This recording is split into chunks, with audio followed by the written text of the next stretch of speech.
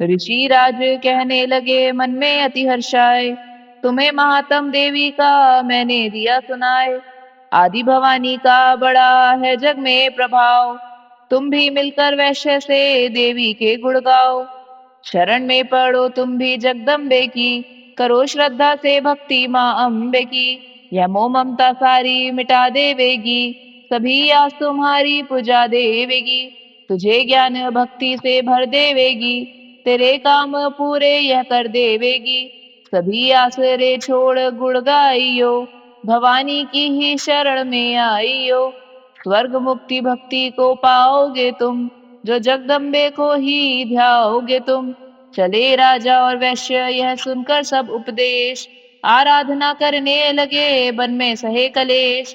मार्कंडे बोले तभी सुरथ कियो तप घोर, राज तपस्या का मचा चहु ओर से शोर। नदी किनारे वैश्य ने डेरा लिया लगा, पूजने लगे मिट्टी की प्रतिमा शक्ति बना।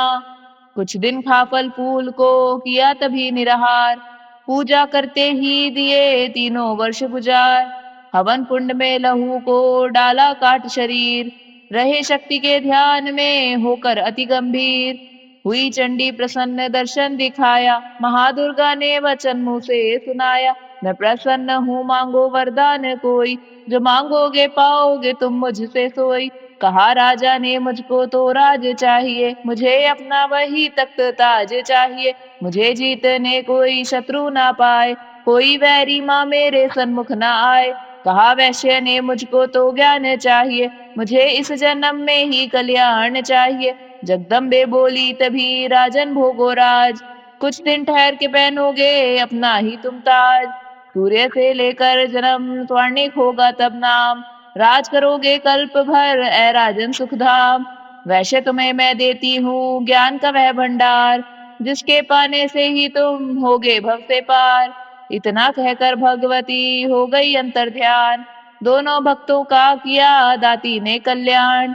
नवदुर्गा के पाठ का 13वां यह अध्याय, जगदम्बे की कृपा से भाषा लिखी बनाए। माता की अद्भुत कथा चमन जो पढ़े पढ़ाए, सिंह वाहिनी दुर्गा से मनवांछित फल पाए। ब्रह्मा विष्णु शिव सभी धरे दाती का ध्यान, शक्ति से शक्ति का ये मांगे सब वरदान। अम्बे आदि भवानी का यश गावे संसार, अष्टभुजी माँ अंबिके भरती सदा भंडार। दुर्गा स्तुति पाठ से पूजे सबकी आस, सप्तशती का टीका जो पढ़े मान विश्वास। अंग संग दाती फिरे रक्षा करे हमेश, दुर्गा स्तुति पढ़ने से मिटते चमन कलेश।